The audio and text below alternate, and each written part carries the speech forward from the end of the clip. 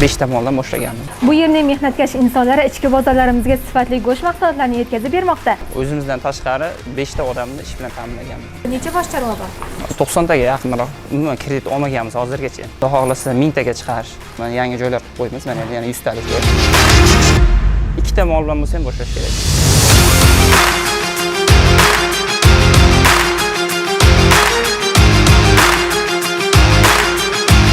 Pulni qanchalik ahamiyati yo'q. Muhimi boshlash kerak bugundan. Surxondaryoning serquyosh dalalaridan nafaqat dehqonchilik, balki chorvachilik ham yaxshigina rivojlangan.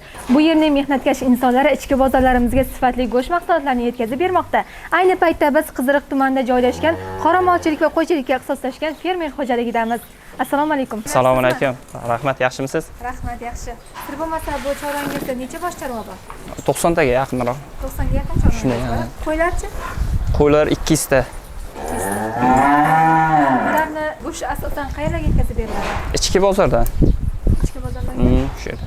O'zimizda go'sht do'konimiz bor, shu yerga sotamiz. O'zimiz. Narxlari qanaqa bo'ladi? 120 ming. Kilosi 120 ming. Shunday yani. Bitta moldan necha kilo go'sht chiqadi? 150 kilodan 200 kilogacha qilib boqamiz. Bu fermerlik faoliyatingizni, chorvachilikni boshlash uchun qancha pul ketadi? Endi biz 5 tadan boshlaganmiz. 5 ta moldan boshlaganmiz. 5 ta moldan boshlab. Shunday. Qachondan beri shug'ullanasiz? 7-8 yilcha bo'lib qoldi. 8 yildan. Ha, yiliga qancha daromad topasiz bu chorvachilik orqasidan? Bo'ladi, mashina oldik, uy-joy qildik, to'y qilyapmiz. Aniq summasi yo'q. O'zingizga yetadi. Ha, shunday. Ro'zg'orga yetadi.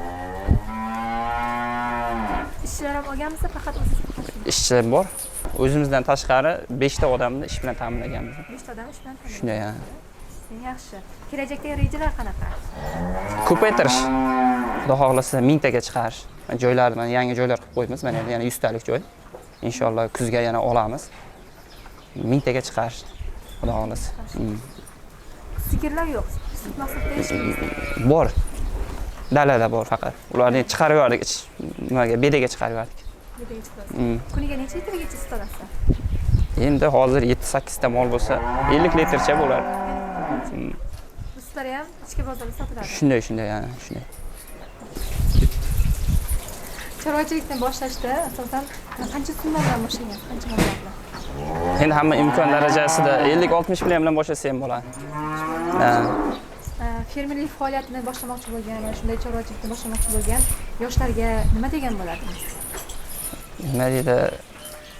Pulni qanchalik ahamiyati yo'q. Muhimi boshlash kerak bugundan. Muhimi boshlab olish. Qanchalik ahamiyati yo'q. Kimdir 200 million, kimdir 500 million bilan boshlashim kerak yig'ib yuribdi-ku. 2 ta mol bilan bo'lsa ham boshlash kerak.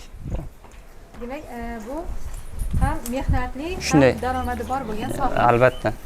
O'z boshlaganmisiz yoki qayerdan kredit olib? Yo'q, hech qanaqa kreditimiz yo'q. Yo'q. Umuman kredit olmaganmiz hozirgacha. Bularning ozuqasi qanaqa? Qanaqa vaqtlarda yem-xashaklarni berasiz? 2 mahal. Qancha paytdan veterinarga ko'rsatasiz shular bo'yicha? Veterinarga ko'rsatib turamiz. Veterinarga ukol dorilarni olib turamiz. 2 mahal yem beramiz. Kuniga 2 mahal. 2 mahal yem beramiz bo'ldi. Bir qoramolni vazni qancha chiqadi? Tirik vaznimi? Endi 200 kilo atrofida, 200 kilodan 300 kilogacha bo'ladi-da. Olgan vaqtimiz 200 kilocha bo'ladi. Bu chorvachilikda o'ziga yarasha qiyinchiliklari ham bor, albatta. Qiyinchilik ko'rgan vaqtlaringiz bo'lganmi? Endi mashaqqatsiz hech narsa bo'lmaydi-ku. Hamma narsada bo'ladi mashaqqat. Mashaqqatmi? Albatta. Rahmat. Necha bosh qo'ylaringiz bor? 200 ta. 200 ta? Ha. Bular har biri necha kilodan chiqadi? Endi bir 50 kilo, 45 kilo qilib so'yamiz-da. Ichki bozorlarda qanaqa bo'ladi? Bu endi 5 milliondan 7 milliongacha-da. 5 milliongacha. Demak, bu ham o'ziga yarasha daromadli. Albatta.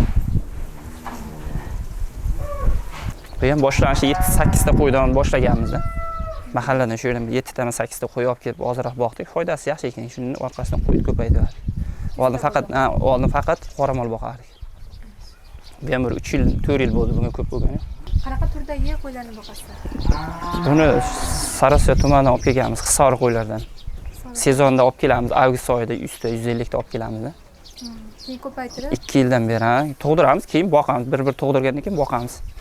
bir tug'ib beradi, kelgan yili keyingi yilga boqib beradi. So'yilib ketadi.